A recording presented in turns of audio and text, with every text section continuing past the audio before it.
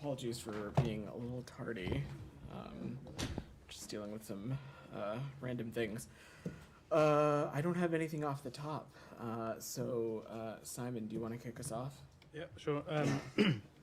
So we saw the announcement earlier that the Israelis have agreed to these 4-hour pauses. Yeah. I'm wondering if there's a few more details you can give. Previously the Israelis had said they wouldn't agree to humanitarian pauses without release of hostages. So is there some kind of agreement from the Hamas side that has facilitated this? The Israelis can obviously provide you with additional details, but I wanted to note that this new development has been, I think, a direct result of some of the engagements, discussions, and diplomacy that the President, Secretary Blinken, National Security Advisor Jake Sullivan have all been deeply engaged on.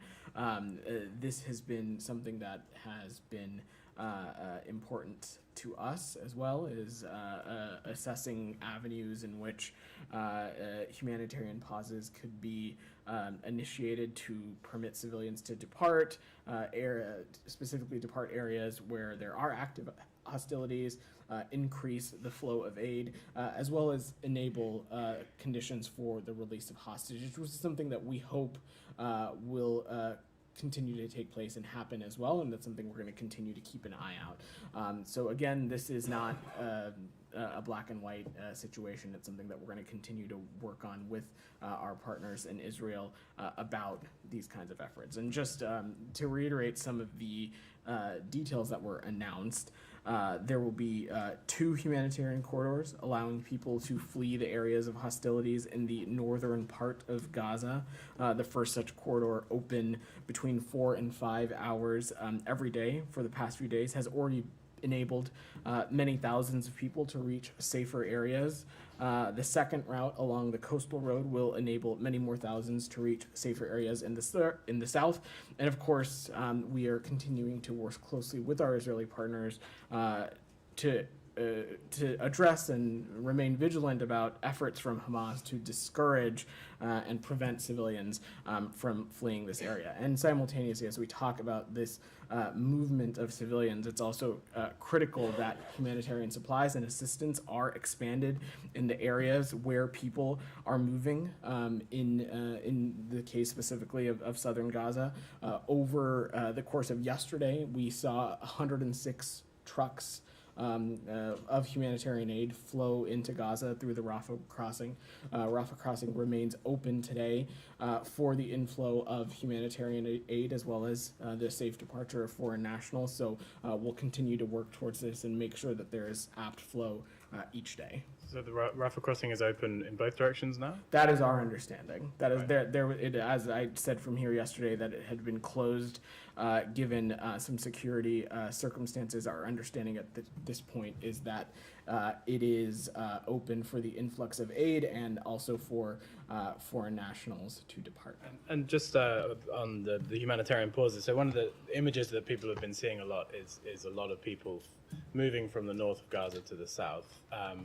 What's the U.S. position on, how will these people have some kind of right of return to their, a lot of them are already displaced people from many years anyway, but is there some way that you, in your talks with the Israelis, that you're able to say, anyone who leaves northern Gaza City now during this operation will have the right to return to where they were living before?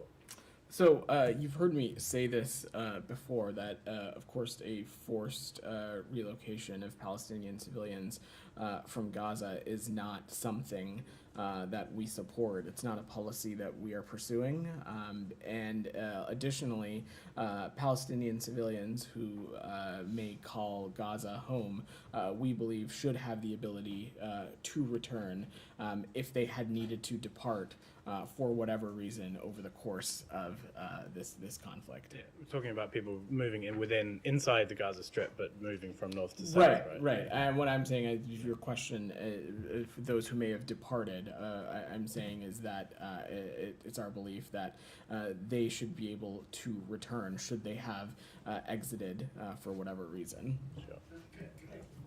Go ahead, Said. Thank you. Yeah. I appreciate it. So you're telling Simon, I mean, in your response to Simon, you're saying that the U.S. does give an ironclad commitment or promise that these people will be able to return to homes from which they were forced to leave. Said, it's not a border that we control, or it's not really an area that we have jurisdiction. So the premise of your question is a little Okay, well, misguided. let me What I'm rephrase it. offering, Said, is you're asking me what is our policy, and I'm sharing what our policy is, which is that So I can we don't understand it. support the forced relocation of Palestinian civilians, and our belief is that Palestinians who may have had to depart Gaza for whatever reason should be able to return as they see fit. That's so what I desire. wanted to know, that, they Yeah. actually can return and you will help facilitate their return. That's one point. If I- you can. right? I will just say it is our belief that those who may have had to depart or who chose to depart are able to return. Again, you've heard us be quite consistent about this from the Secretary and others, that the forced relocation of Palestinian civilians from Gaza is not something that we're pursuing. On the ceasefire, if I may, just follow up with a couple of questions. On the ceasefire, 4 hours, do you believe that the 4 hours are sufficient to get the kind of aid that you want to get through? Saeed, we believe that this is an important step in the right direction. We believe that it is a byproduct of the U.S. government and this administration's efforts in the region. Diplomatically, what the President, Secretary Blinken, and others have been doing around the clock. Of course, we are going to continue to want to see more. We have not parsed our words about the dire humanitarian circumstances in Gaza, and it's something that we're going to continue to engage on with the Israelis on what other avenues are available for ensuring access to humanitarian aid and humanitarian pauses that will allow for the safe movement of civilians. This is a welcome step in the right direction, and we, of course, are going to continue to work with our Israeli partners on what other avenues may be possible. My last issue is, Israel often, and you guys from this podium and other podiums, often accuse that Hamas is using people as human shields and so on. They were saying that in Shifa Hospital there was a photograph or surveillance of a manhole and turned out to be just for water. Let me ask you something. Do you have a definition to what is a human shield? Said, it is important here when we talk about this. We don't. This isn't, and you've heard me say this before this week. This is not hyperbole. It is fact. Hamas is a designated terrorist organization. It's been a designated terrorist organization since 1997 and has been so over the course of multiple administrations of varying political parties. And we know that there is a vast network of Hamas integrating itself through civilian infrastructure, co-locating itself with key civilian infrastructure, using Palestinian civilians as human shields by doing so, by co-locating itself in such ways. Okay, I just want to remind you that this term was actually invented by Mahatma Gandhi when he was fighting the British, but I'm not going to go into the history and so on. But also I want to remind you that, in fact, in the Israeli-Palestinian context, it was the Israelis who introduced the term and the activity. They would bring in the kids, tie them to the jeeps and so on. There are plenty of pictures that I can send you and share with everybody here, to disallow or to prevent the other kids from throwing stones at them. They're the ones that actually introduced this Let's not in lose this sight of the context. fact. Let's not lose sight of the fact that Hamas has brought this war to Gaza, and they are a terrorist organization that is hijacking the political future of the Palestinian Yeah, people. Vedant, just to my last point, the Israeli Defense Ministry is really located in a densely populated area. So if the situation was reversed and somebody somehow struck a rocket onto that thing and civilians were killed, would you call that a human shield? Would you call that the Israeli Defense Site Ministry is in any practicing a human circumstance, shield? in any circumstance, in countries around the world, we have been incredibly clear about the moral imperative to ensure that steps are taken so that civilian casualties and impacts on civilians are minimized. Not. Can I come to you right after Nick? Nadia, go ahead. Yeah. Following up on this 4-hour humanitarian pause, the White House said that it's going to start today. So it's like around 8:30, I think, in the evening now in Gaza. So do you still believe that's going to start today, implemented today? I have no different update. That's our understanding. Is Gaza City included in this 4-hour pause as well? I will let our Israeli partners speak to the specific operations about this, Nadia. I'm not going to get into the operational details from up here. Also, the Israeli defense minister just now said actually that they're not going to stop fighting. So do we believe them, or do we believe you and the White House that actually there is a 4-hour humanitarian pause? This was an announcement coming from the Israeli government, so I will let them clarify anything that needs to be clarified. We don't speak on behalf of them. What I will just say is that the announcement of this is reflective of work that our administration, President Biden, Secretary Blinken, others, National Security Advisor Jake Sullivan have been doing around the clock because of the critical role that we've been playing on the importance of ensuring the flow of humanitarian aid, ensuring that humanitarian pauses are possible so that voluntary movement of civilians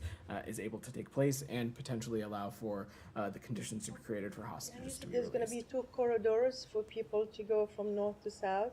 So when they leave via the sea or the other route, do you think, where are they supposed to go? Because if we think there is no water, no electricity, so they're going to be in the open air? I'm just like practical question. I totally understand your question, and again, I will leave it to our Israeli partners to speak to the specifics about this. And one final thing And then, about the okay, one hostages. final one. Yeah, about the hostages. Do you think that Islamic Jihad, who seems to be holding other hostages, not just Hamas, is this other routes that the U.S. is following with mediation, maybe perhaps in Lebanon or elsewhere? There's other channels, not just through Egypt and Qatar?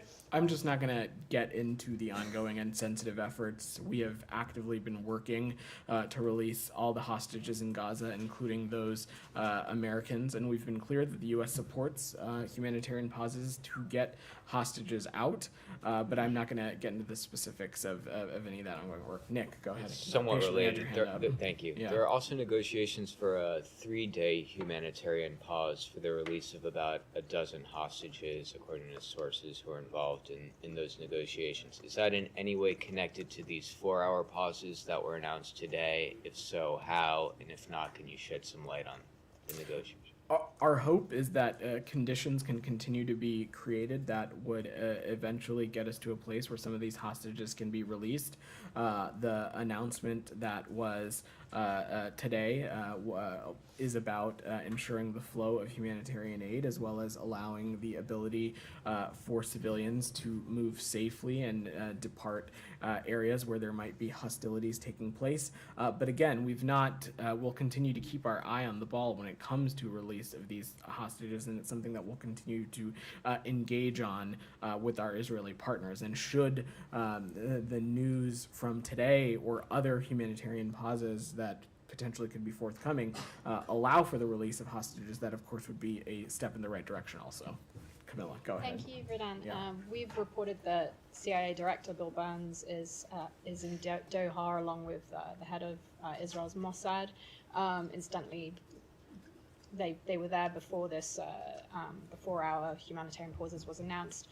We've been told that he's there for various discussions, but also to facilitate hostage negotiations. Just wondered if you could clarify on who's leading the charge on hostage negotiations on the U.S. side, and then I have one about fuel after that. So first and foremost, I'd defer to the Central Intelligence Agency to speak to the director's travels. What I will say is that across the interagency, this is continues to be a priority for our government. It's what I mentioned yesterday, why Deputy Special Presidential Envoy for Hostage Affairs Steve Gillen remains in Israel, and this is something this department and other pieces of the U.S. government continue to engage on extensively.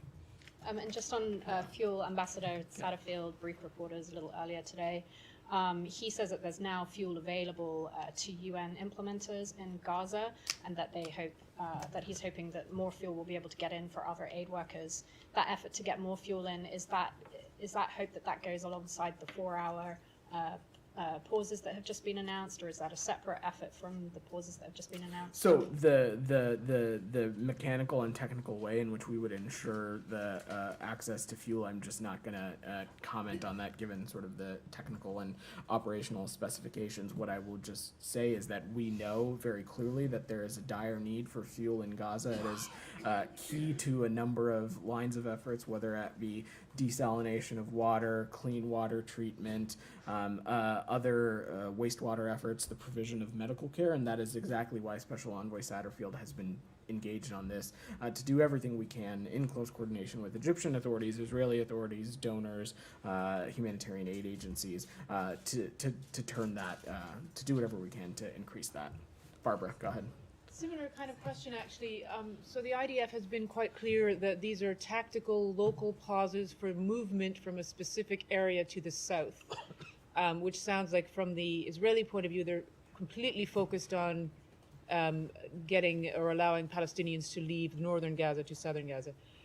In what way do you think, or can you say anything about how this might be expanded to aid? Like, it doesn't sound like it has anything to do with the aid side of it. So I guess similar to what Camilla was asking about, how do you see this moving towards the getting hope aid? is, Barbara, the hope is that through these pauses, through these hours and movements that are going to be taking place, that aid is able to reach those who need it, and the conditions will be created to not just allow for the additional flow of aid through the Rafah crossing, but also to those civilians who may be using that time to move, that aid is able to get to them as well. Again, I will leave it to our Israeli partners to speak specifically about the operational details of this, but we believe that this is an important step in the right direction that simultaneously will allow Israel to continue to hold Hamas accountable for these October 7th terrorist attacks. Michelle, go ahead. Vedant, first, any U.S. official will participate in the Arab and Islamic summits that will be held in Saudi Arabia, and what do you expect from these summits? Michelle, those summits are being held as part of, at least our understanding, the Arab League and the Organization of Islamic States. The United States is not an observer or a member of either of those entities, so I don't expect any participation from the United States of America, but we'll be, of course, paying close attention, and I'm not going to get ahead of that process. And one more attacks today on U.S. military bases in Iraq after the U.S. reaction yesterday in Syria. Any comment? So, since you asked, Michelle, U.S. fighter aircraft conducted a proportionate precision self-defense airstrike in eastern Syria against one facility used by Iran's IRGC and affiliated groups. The IRGC and affiliated groups recently directed attacks on U.S. and coalition bases in Iraq and Syria. And as I have said from this podium over the course of the week, we will continue to take decisive military action to defend U.S. personnel in the region.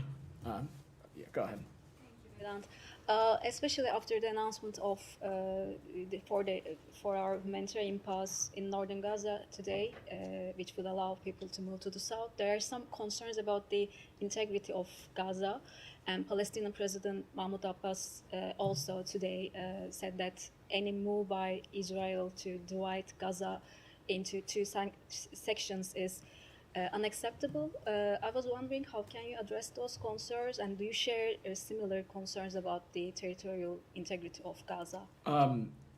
Rabia, I assume you saw the Secretary's comments in Tokyo yesterday morning, and I think it was a very clear laydown of what we see as steps that can be taken to ensure that this crisis never happens again, and that is setting conditions for durable peace and security. And of course, part of that is considering and thinking about the future of Gaza. And I just was very clear that first, no forcible displacement of Palestinians from Gaza continues to be something that we feel very strongly about. We also feel strongly that Gaza cannot be a platform for terrorism or other violent attacks. We also feel that no reoccupation of Gaza after the conflict ends is something that can happen either, as well as no attempt to blockade or besiege Gaza. We think that these are principles that will help set the conditions for a durable peace and security for the region. One more, please. Sure. I wanted to ask if you have any comments on Israeli War Cabinet Minister Benny Gantz's remarks today, in which, in a tweet, he said journalists who covered the October 7 attack and did not intervene, quote unquote, are no different than terrorists and should be treated as such. Do you have any reactions on that? I've not seen those comments, so I don't have any immediate reaction to offer you for that. Sam, go ahead. You just said you're for a durable peace and security, and you want Israel to abide by international law. And then pick up where I left off yesterday. Does the U.S. recognize the Fourth Geneva Convention as applying to Gaza and the West Bank? Sam, I'm not going to get into the specifics of the legal aspects of this. I would have to double check for you. But what I will just say is that we have made take clear. Up a lot of time if we're going to just Great, repeat. we can. No. I mean, I'd like to move on if we're Okay, going to, wonderful. if you're just going to repeat. It has been long-standing U.S. policy that the Fourth Geneva Convention does apply. Indeed, if the Fourth Geneva Convention doesn't apply, it's not clear to me what legal constraints there are on Israel. The Hansel Memo was issued by Cyrus Vance when he was Secretary of State. That was U.S. policy. That's been U.S. policy. Pompeo seems to have said, we're not going to abide by this. Has this State Department, has the Biden-Blinken State Department effectively abrogated decades of U.S. policy and adopted the Pompeo policy on this question? I'm not sure what you're referring to, but Okay, the Hansel Memo is. I understand what the Hansel Memo is, but I'm asking what Okay. your question. Does it still apply? Does this State Department still abide by the Hansel We Memo? have had no change in policy as it relates to the Hansel Memo, which is something that Matt has spoken to a number of months ago as well. But let me just reiterate, Sam, that this we have. From the forefront of this conflict, we have talked about very clearly the need for ensuring that this military operation is conducted in accordance with international law. That's something we continue to talk about. You We won't say that we you continue to abide by recognize- that today. But which law? Which law? gonna- The Fourth Geneva Convention or not? Go ahead, Alex. Which law?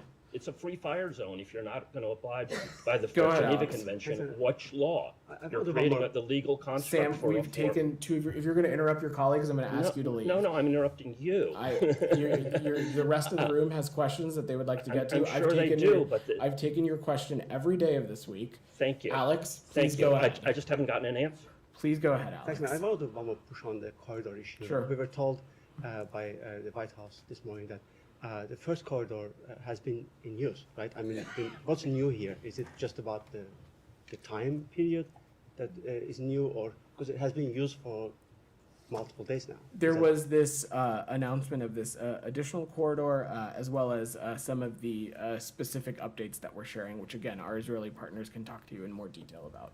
We were told from the get-go that the Gaza death toll cannot be trusted, assuming that Hamas group is interested in exaggerating those numbers. And we were today we are hearing from Assistant Secretary Barbara Leaf on the Hill. She said that those numbers are apparently higher than what they are being announced. Is that your final assessment? And if so, how do you want us to swallow that? Alex, the important thing to remember here is let me say a couple things. First, any number over zero when it comes to civilian casualties is heartbreaking. These are they represent the losses of futures, the losses of potential, the loss of dreams. When we are talking about the Hamas-run Ministry of Health, what we are saying is that this is a group that has a track record of being untruthful when it comes to civilian casualties. We are in no way trying to imply that there has not been an impact on civilians and that there has not been a significant amount of civilian lives lost in Gaza because of this conflict. We have been clear-eyed about that, and we have not been naive about the impact that this has had on civilians. What we were speaking about before, Alex, again, is just that this is a group that is run by Hamas that has a track record of being untruthful about the numbers. But we take issue with any of these numbers being above zero. One civilian life lost is too much. One civilian life lost is going too far.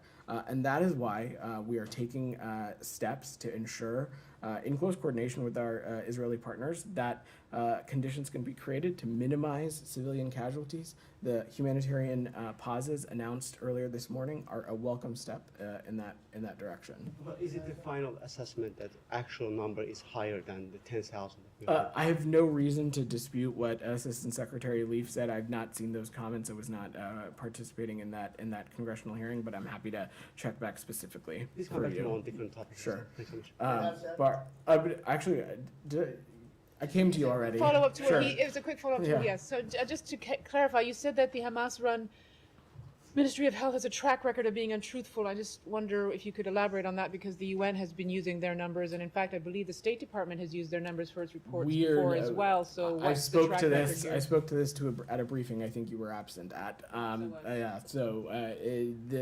There is not a different entity conducting this account of this metric right now, and so it is a number the UN uses. It's a number the State Department uses in its own internal site rep and things of that nature. That does not necessarily mean that it is a number that is wholly accurate. But again, the important takeaway here, Barbara, is that any number above zero is something that we will continue to take issue with. But again, there is not, unless the BBC is aware of something that I'm not, there is not a separate entity conducting account for civilian casualties in Gaza, aside from the Ministry of Health that is run by Hamas.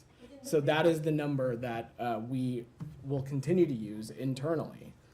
Sorry, but all in the previous wars, that Hamas were accurate actually in the numbers. Why do you think this time they're not accurate? We're just not going to get into the specific intelligence assessments, Nadia, but we have seen reporting, especially around the attack on the hospital in Gaza, where there has been misinformation and some of the casualty figures have been misreported. Again, this is not to minimize the impact that there has been on civilian casualties in Gaza. Go ahead. Thank you, Yeah. Vedant. Just please, because it's a little bit confusing. Today, the announcement of humanitarian pauses is interpreted like a breakthrough. I mean, what if you can walk us through the difference between what's happening now, because we are seeing humanitarian aid entering to Gaza. Some civilians are able to depart, but they are not safe all the time. So is it a breakthrough? I mean, and what's the difference between what you announced today and what we are looking or waiting for in a potential deal on hostage 3 days of humanitarian pauses? We think that this is a result of our diplomacy and our engagement in the region, and this is something that the Secretary of State, President Biden, Jake Sullivan, others have been very direct about with their counterparts in the Israeli government about the need for pauses and efforts like this.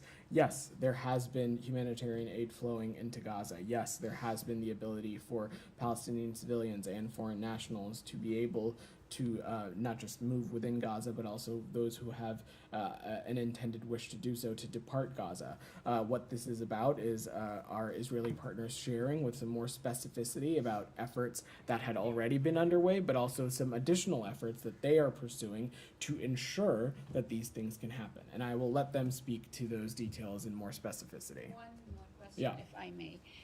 You've been saying that a ceasefire is only beneficial for Hamas. Do you assess that the current situation is beneficial for Israel, militarily and strategically speaking? I'm not going to opine or comment on the specifics of the military operation. What this is about is ensuring that Hamas is never able to repeat the attacks of October 7th again, which is what a unilateral ceasefire would allow them to do, allow them to regroup, re-strengthen themselves, position themselves to carry out its stated intent of continuing to attack violently against the Israeli people. Goyle, go ahead. Thanks, sir. Two questions, please. Yeah. One, as far as Secretary's visit to India is concerned, if there were issues discussed these terrorist organizations, they keep attacking like India, 26/11, 9/11 US, and now 7/10 in Israel, among other countries, and they keep changing their names. You can ban them, sanction them, anything you can do. So where do we go from here? Future, then they will hold innocent hostages, and then they want to trade them in. Secretary Blinken is heading to New Delhi as part of the 2+2 security dialogue with Secretary Austin, and so I have no doubt deepening our security cooperation will be a topic that is discussed by Secretary Blinken, Secretary Austin, and their counterparts in the Ministry of External Affairs and Ministry of Defense. I will let that trip play out before we share further, but I have no doubt that cooperation, especially in the counterterrorism space, is something that will come up in areas where we can potentially deepen our partnership. Second question, sir. As far as the nuclear weapons of Pakistan are concerned, one minister in Pakistan said that we are not obligated not to sell Ukraine nuclear weapons because we have not signed NPT. And because of the cash flow problem in Pakistan, there is a discussion between Ukraine and Pakistan because ministers met in Pakistan. So what do you have any about these comments? I'm sorry, I didn't catch the first Nuclear part of the weapons question. Pakistan want to sell to Ukraine, and Pakistan's minister said that we are not obligated to any international pressure because we have not signed NPT. I have not seen that report, and so I'm not just going to hold back on commenting on it until I see it. Sure, go Thank ahead. you so much about Southeast Asia. What I want to ask you that before I ask you, let me tell you that with the support of USA, Bangladesh government took a zero tolerance policy in combating terrorism and radicalism. Media reporting the achievement positively contributes to the counterterrorism effort and national interest of USA. How do you evaluate the achievement of the current government about this matter? So I will speak about this in broad terms that you've heard me say before, that last year we celebrated 50 years of diplomatic relations with Bangladesh, and of course that this is a country that we're looking to continue to deepen our relationships and partnerships with, as there continue to be a number of areas, including trade, cooperation in the climate space, cooperation in the security space, and otherwise, where that potential exists. Thank you so much. I have one line question. Do you support the unelected caretaker government in Bangladesh as opposition demanding before the general election? Thank you. I'm pretty sure I answered this question yesterday, or the day before that, or the day before that. Just sorry for interrupting. We are getting answer every time that everybody wants in Bangladesh free and fair election. And but that the question continues- is, if you support unelected caretaker government or not, yes or no? As you've heard us say, we do not support a particular government or political party or candidate in any country. That in areas where there are elections ongoing, our goal and intent is for these elections to take place in a free and fair way that respect the will of the people of that country. Go ahead in the back. Thank you so much. Yeah. Thank you. Yeah. During a press conference in Seoul, Secretary Blinken said that the United States is seeing and witnessing Russia providing technology and support to North Korea for its military programs. So I'm wondering, can you give us more clarity on what support and what technology being provided to North Korea? And I have another question. Sure. Okay. Oh no, why don't you ask your second question? The second question is, when it comes to North Korea, the policy focus has always been like deterrence and sanctions enforcement. But the U.S. obviously has stressed its intent to re-engage with North Korea. But I'm wondering if there are any behind-the-scenes efforts underway to kickstart direct engagement with North Korea at this point. So this is, of course, something that our special representative Sung Kim is deeply engaged on. And you're right, we have been clear-eyed that our intent and goal for the Korean Peninsula is a complete denuclearization, and we have been upfront with Pyongyang about our willingness to engage in diplomacy without preconditions, and that continues to be the case.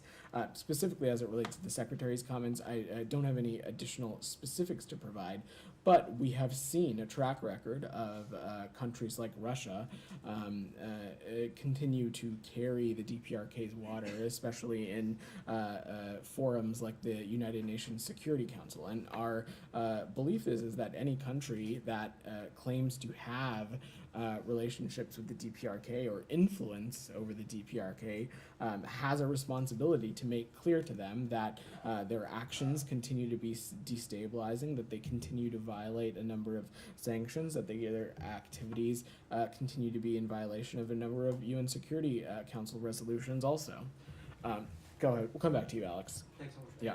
There's a growing concern in Ukraine, today also echoed by President Zelensky, that the war in Middle East between Israel and Gaza has distracted attention from Russia's brutal actions in Ukraine. Do you share those concerns? Absolutely not. We continue to be able to keep focused on the varying challenges that exist around the planet.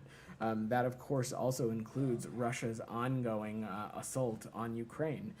It was just a number of weeks ago, Alex, I think even last week or the week before, where we announced yet another tranche of security assistance for our Ukrainian partners. And this is something that will continue to be focused on. In President Biden's Oval Office address, he talked about the importance of not just, of course, ensuring that Israel has what it needs to defend its security, but also that our Ukrainian partners continue the support that they have been getting so that they can continue to defend themselves against the infringement on their territorial integrity and sovereignty. Thank you. Second topic, final one. Sure.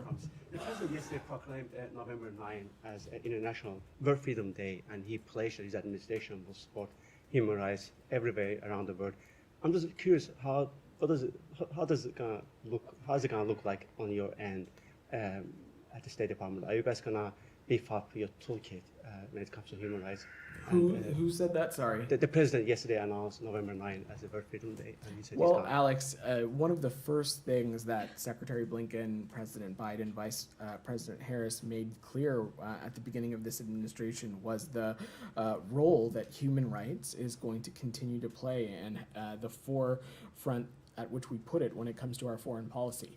And that will continue to be the case. Around the world, when we have seen infringements on human rights, we have been clear about that. From this very briefing room, Secretary Blinken regularly comes down to talk about the department's annual human rights report and the conditions of human rights in varying countries and the steps the United States can take to address those. So it's something that will continue to be focused on. Camilla. Circling back to Israel, Yeah. Gaza, but on this building, today CBS reported that senior State Department officials have held so-called listening sessions for diplomats in 6 U.S. embassies in the Middle East and North Africa to be able to address any concerns amongst diplomats about U.S. policy, but also any concerns related to the background of diplomats.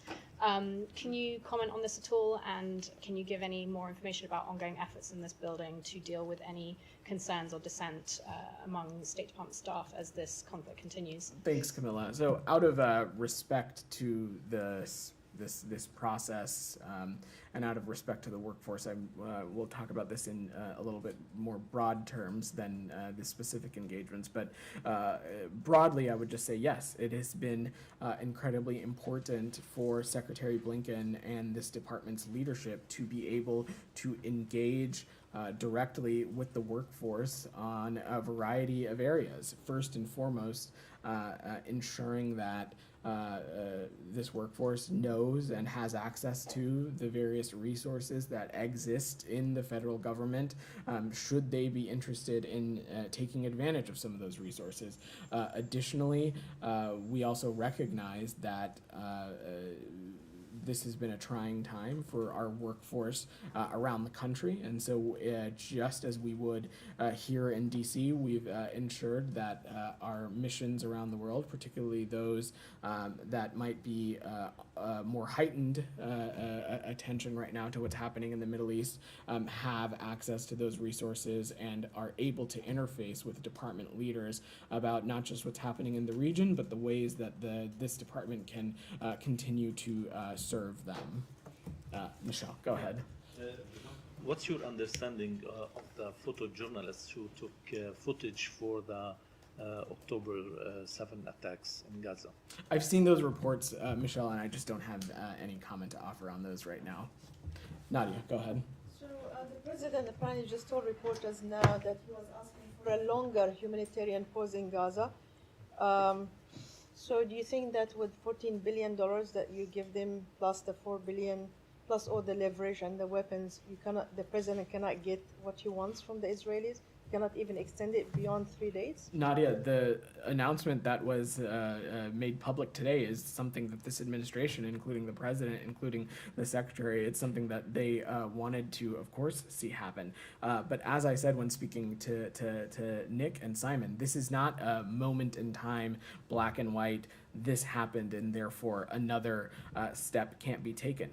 We will continue to work directly with our Israeli partners, as we have, about what other options are available to ensure the flow of humanitarian aid, to ensure that civilians are able to be kept out of harm's way. That's something that we're going to continue to work towards. Do you feel frustrated that you don't get more than like 4 hours, 3 hours? Today's announcement was a welcome step, and we have never taken our foot off the gas, and we'll continue to work directly with partners in the region about the seriousness we place on the flow of humanitarian aid.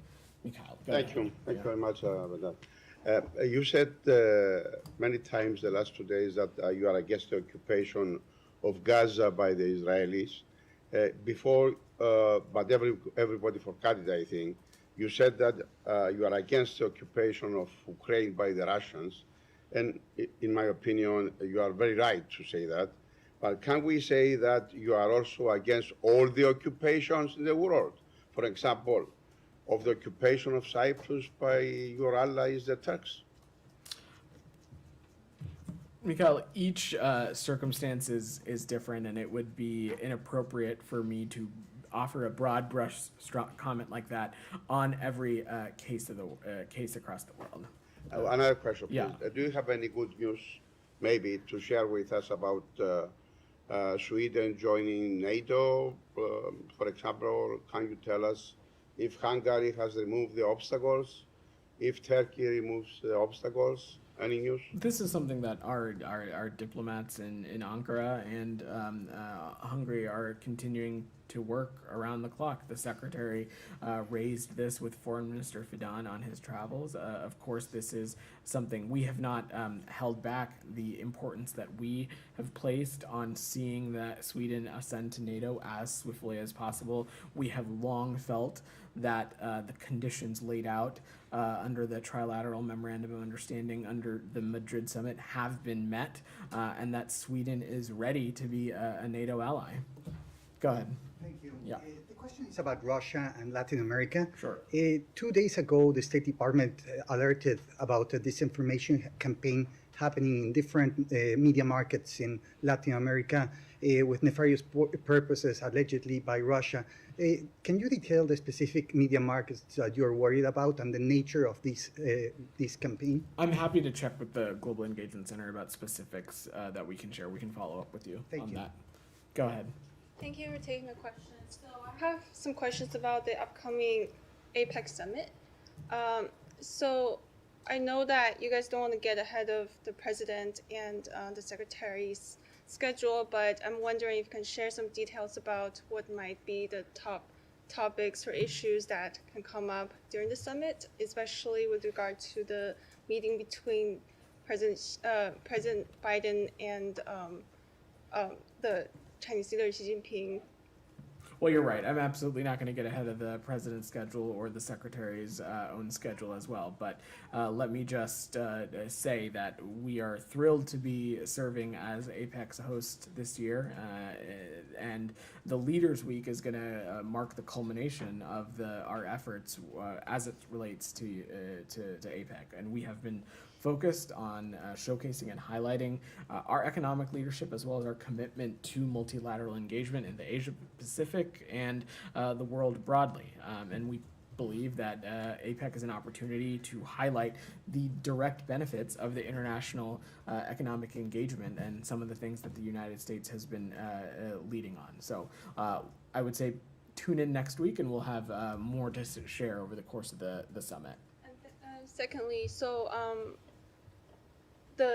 reportedly President Xi and President Biden will, the meeting between them will result in an announcement to resume military-to-military communication between the two countries. Is that the case? Can you confirm?